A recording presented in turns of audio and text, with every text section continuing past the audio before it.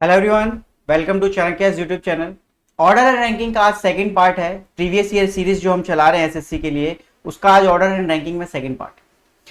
पिछली क्लास में हमने कुछ बेसिक समझे थे कि हमारे पास जो नॉर्मल क्वेश्चंस होंगे वो कैसे आएंगे और हमें उन्हें कैसे अप्रोच करना है, किस तरीके से हम उन क्वेश्चंस को सॉल्व करते हैं। आज जो हम क्लास में क्वेश्चंस करेंगे वो सारे क्वेश्चंस वो होंगे जो एमटीएस के एग्जाम में आए हुए हैं।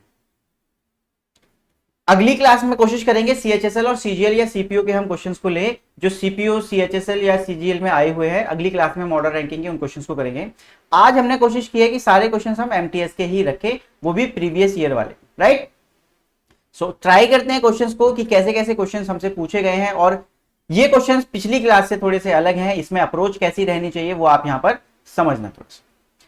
तो यहां पर हमसे कह रहा है कि price of 5 cars A L J M and T R compare. ठीक है, तो 5 चीजों के प्राइस जो है वो कंपेयर हुए हैं। 5 प्रोडक्ट्स हैं जिनके प्राइस जो है वो कंपेयर। तो जब भी कंपेयर हो रहे होंगे तो हम 1 2 3 4 5 या 6 होंगे तो हम 6 कर देंगे, 7 होंगे तो 7, जितने भी होंगे हम उतनी काउंटिंग कर लेंगे। हमेशा याद रखना, इधर की साइड हम हाईएस्ट वाला रखेंगे और इधर की साइड हम लोएस्ट वाला रखने वाले। तो पहला क्वेश्चन, पहली लाइन है हमारे पास, price of A is least. अगर सबसे कम है इट मींस कि ए जो है वो 5th नंबर पे। अगर हम रैंकिंग की बात करें कि सबसे कम किसकी है, 5th वाले की। ठीक है, सबसे कम हम किसको मान रहे हैं, 5th वाले को, तो वहां पर हमारा ए हो जाएगा। आगे है no two cars have the same price. मतलब ठीक है, किसी भी कार की जो प्राइस है वो सेम नहीं है। No two cars have the same price. ठीक है, no two cars have the same price, again repeat हो गई है ये लाइन, हटाओ। Price of J is less than T. तो टी का जो प्राइस है वो जे से ज्यादा होगा।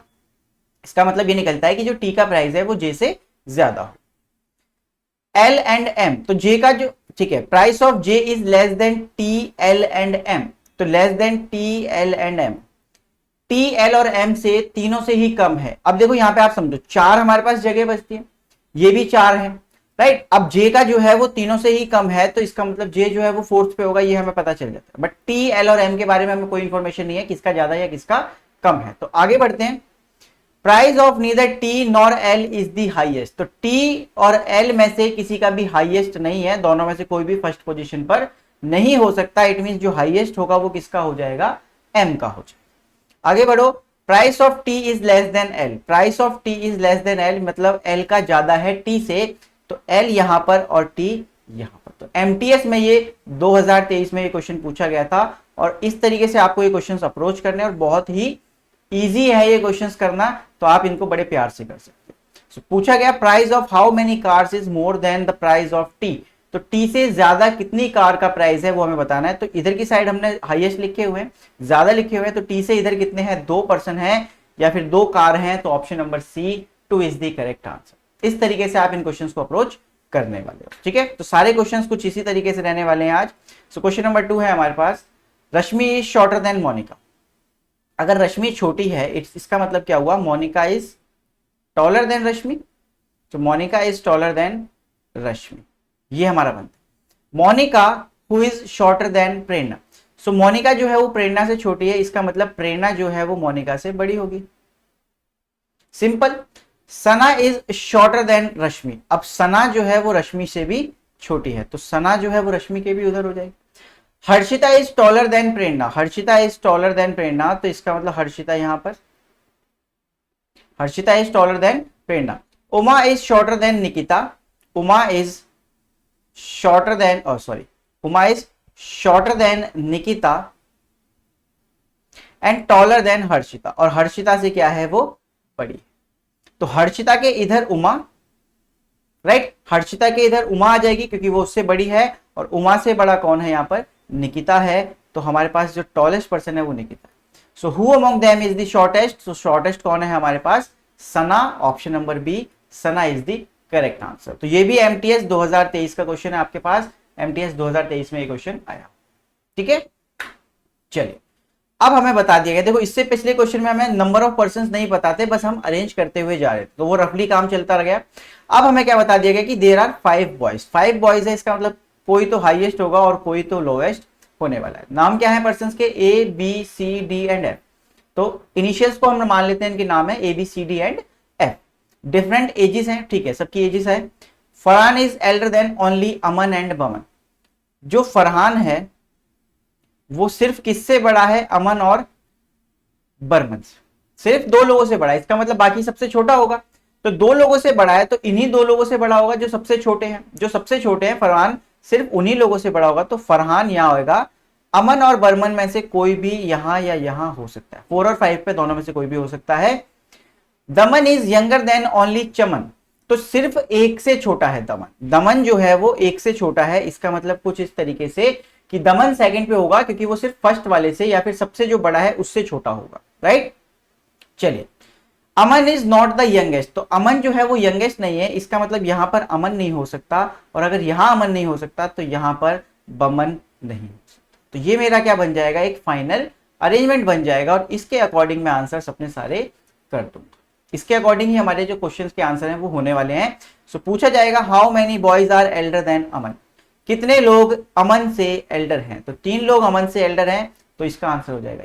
देखो क्वेश्चन इस तरीके से भी पूछा जा सकता है, as many person are elder than D, अगर डी से एक बड़ा है। यहां पे मेरे पास क्या सवाल था कि as many person are elder than D, तो डी से कितने बड़े हैं, एक बड़े। तो उसी के सेम हमें नंबर बताने हैं कि how many person are shorter than A, sorry shorter than A, ठीक है। तो सॉरी क्वेश्चन ही गलत हो गया। क्वेश्चन में क्या होगा कि जितने लोग हमारे डी से बड़े हैं उतने छोटे किससे हैं, कि कोई ऐसा पर्सन है जितने डी से बड़े हैं उतने ही पर्सन किस पर्सन से छोटे हैं, तो उस कंडीशन में मेरा आंसर हो जाएगा ए, क्योंकि डी से बड़े एक है तो ए से छोटे भी एक पर्सन होने वाले। तो ऑप्शन आ जाएगा यहाँ पर इस तरीके से one. And how many boys are elder than Aman, तो अमन से कितने लोग बड़े हैं, 3 लोग बड़े हैं। Option number C 3 is the correct answer. Next question, अब आ गए हैं हमारे पास 7 पर्सन, तो 7 पर्सन हैं तो इसका मतलब 7 काउंटिंग, ठीक है। Were born in different years, ठीक है। S is younger than only 2 other, S सिर्फ 2 लोगों से यंगर है, S is younger than only 2 other brothers, सिर्फ 2 लोगों से क्या है वो छोटा है।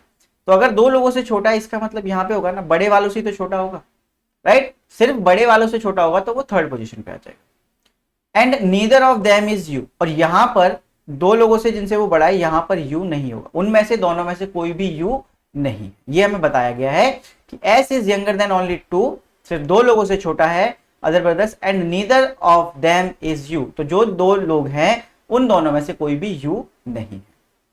P is older than R, P is older than R but younger than U, but younger than U, तो यू इज क्या कहते हैं elder than P and P is elder than R. इस तरीके से हमारा ये सिचुएशन बनती है। अब इसका मतलब ये नहीं है कि जस्ट एल्डर और शॉर्टर, मतलब एल्डर और यंगर होगा, इसका मतलब ये नहीं है।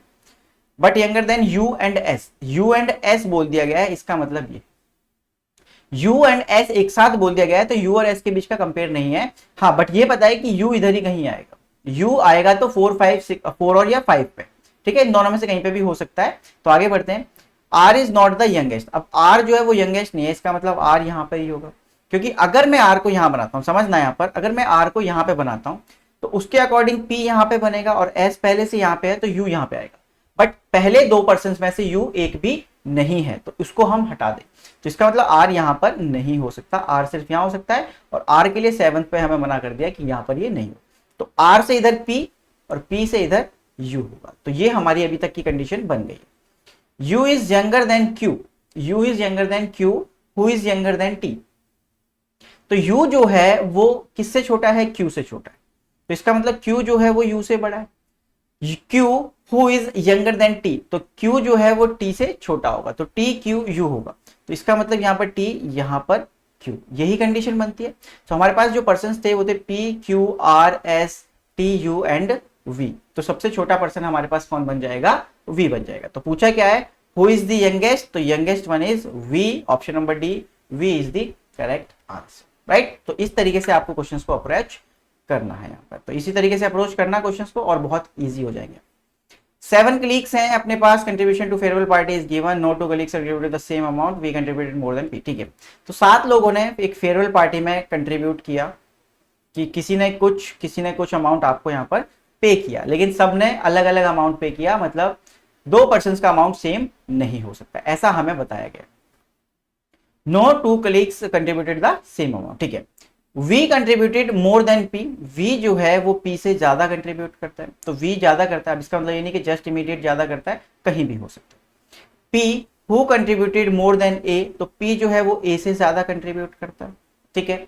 R and T contributed the maximum and minimum amount but not necessarily in the same. तो ये श्योरिटी है ना कि आर और टी में से कोई एक यहां पर है और आर और टी में से कोई एक यहां पर, क्योंकि एक ने सबसे ज्यादा कंट्रीब्यूट किया और एक ने सबसे कम किया है, तो एक पहले पे और एक सातवें पे होगा, तो आर और टी में से कोई भी हो सकता है। तो हम दोनों कंडीशंस को इस तरीके से रख लेते हैं अभी के लिए, but not necessarily in the same order. Use contribution of S was more than only, use contribution, ये यहां पर कुछ प्रॉब्लम है, use contribution of S was more than only 1%। या फिर चलो इसको यू को हटाते हैं एक मिनट के लिए, अभी के लिए इसको साइड रखते हैं। Contribution of S was more than only 1%, तो 1% से ज्यादा है एस का कंट्रीब्यूशन, तो हम एस को यहां रख सकते हैं। अभी के लिए यू को साइड रख रहे हैं हम, ठीक है, कि हमें नहीं पता है अभी के लिए कि यू का क्या है यहां पर scene. Whose contribution was the third highest. देखो अगर मुझे यू की कंडीशन यहां पर पूरी प्रॉपर पता चल जाए कि यूज कंट्रीब्यूशन, देखो यू और एस का हम यहां पर कंपेयर नहीं कर सकते, मे बी क्वेश्चन में कुछ टाइपिंग एरर है यहां पर, ठीक है। सो टाइपिंग एरर है मे बी यहां पर, तो वीपीए की बात जो है, देखो ऐसा भी हो सकता है कि वीपीए हो यू यहां पर हो, या फिर वीपीए हो यू यहां पर हो, या फिर वीपीए हो और यू यहां पर हो, तो कुछ भी हो सकता है इस कंडीशन में। या फिर वीपी और ए अपना लास्ट में हो और यहां पर यू हो जाए, तो कुछ भी हो सकती है 4-5 बातों में से।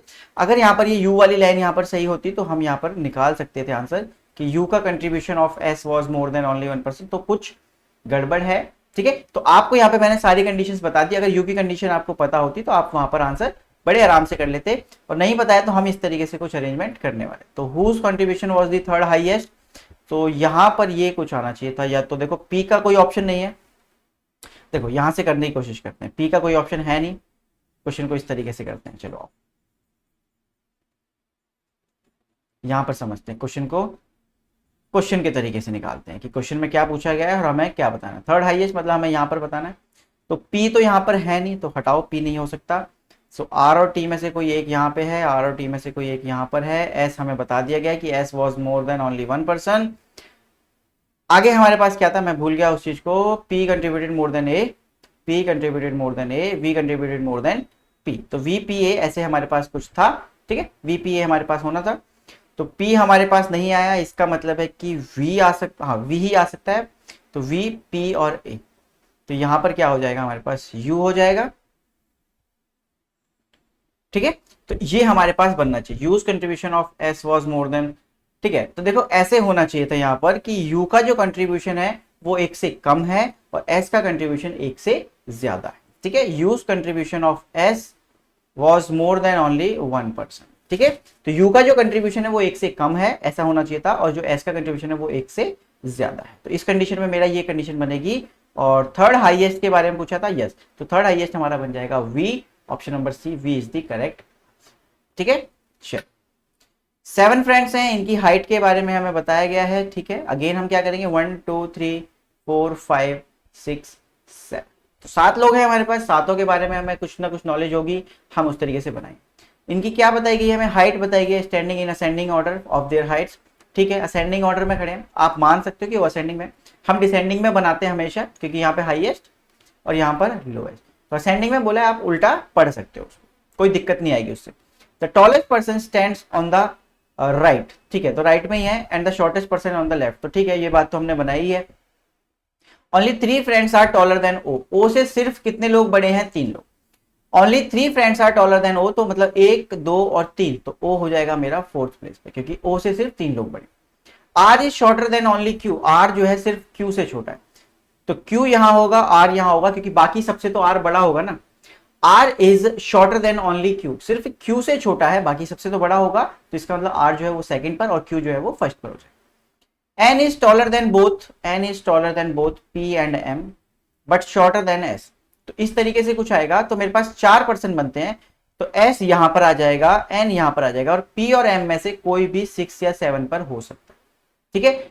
एस सॉरी पी और एम में से कोई भी 6 या 7 पर यहां पर आपके पास हो सकता है, तो आप उनमें डेफिनेट नहीं बोल सकते कि 6 पे कौन है या 7 पे कौन। So who is the third tallest person, तो third tallest person is S, option number C. अगर आपसे पूछा था who is the sixth tallest person, तो आप बोल देते इधर पी और एम। इस कंडीशन में आपको इस तरीके से आंसर करना पड़ता, क्योंकि आपको यहां पर 100% नहीं पता है कि सिक्स्थ पे कौन है और सेवंथ पर कौन होने वाला।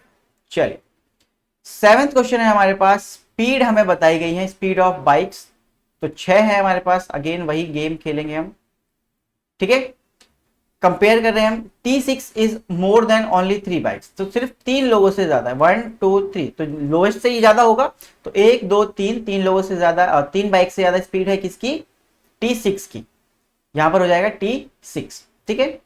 No two bikes have same speed, ठीक है, हमें पता है। Speed of T4 is more than T2, T4 is more than T2, तो T4 की जो स्पीड है वो T2 से ज्यादा है, बट लेस देन T6, और T6 से वो क्या है, कम है। तो T6, T4 and T2। T6 यहां पे बनाई हुआ है, T4 और T2 यहां में से कहीं पे भी आ सकते हैं, बट अभी नहीं पता कि 4th 5th या 6th। Speed of T3 is not less than T5, तो अगर कम नहीं है तो ज्यादा होगी। अगर T3 की स्पीड जो है वो T5 से कम नहीं है, तो इसका मतलब T3 की स्पीड T5 से ज्यादा होगी, तो T3 is more then T5, ठीक है। ये नहीं पता कि बनाएंगे कहां। Speed of T2 and T5 is not the least. अगर T2 की स्पीड सबसे कम नहीं है तो T2 यहां पर आएगा और T4 यहां पर आएगा। आगे ये भी बोला गया कि T5 की स्पीड भी सबसे कम नहीं है, तो इसका मतलब T5 यहां नहीं आ सकता, बट ये भी मुझे पता है कि T5 से T3 की ज्यादा है, तो T5 यहां, T3 यहां, तो हमारे पास क्या बनता है, T1 बचता है, तो वो आ जाएगा हमारा सबसे लास्ट में। So how many bikes have speed less than T3, less speed than T3, तो T3 से सबकी ही क्या है, स्पीड कम है, तो 1 2 3 4 5, तो यहां पर आ जाएगा 5, या हमारे पास हो सकता है कि सभी की स्पीड जो है वो T3 से हमारे पास कम ही मिल रही है। सो इस तरीके से आप इन क्वेश्चंस को अप्रोच करोगे। आज हमने एमटीएस के क्वेश्चंस किए, अगली क्लास में सीएचएसएल सीजीएल इनके भी क्वेश्चंस को करेंगे। तो देखो 7 क्वेश्चन मैंने कराए आपको, 8वां क्वेश्चन आपका होमवर्क, 9वां क्वेश्चन आपका होमवर्क, और 10th क्वेश्चन भी आपका क्या है, होमवर्क है। तो इनके जो अरेंजमेंट बनेंगे, एक मैं आपको आंसर, एक चीज और बता दूं, आंसर्स तो बता देना, बट आप इसके अरेंजमेंट भी आंसर करना। अरेंजमेंट जो भी आपका बनेगा उसको कमेंट करना कि मेरा अरेंजमेंट ये बना है, क्या वो सही बना है या नहीं बना है, फिर वो हम लोग चेक करेंगे, ठीक है। चलो मिलते हैं फिर अगली क्लास में, तब तक अपना ध्यान रखें एंड कंसिस्टेंटली प्रिपेयर करते रहे। Thank you.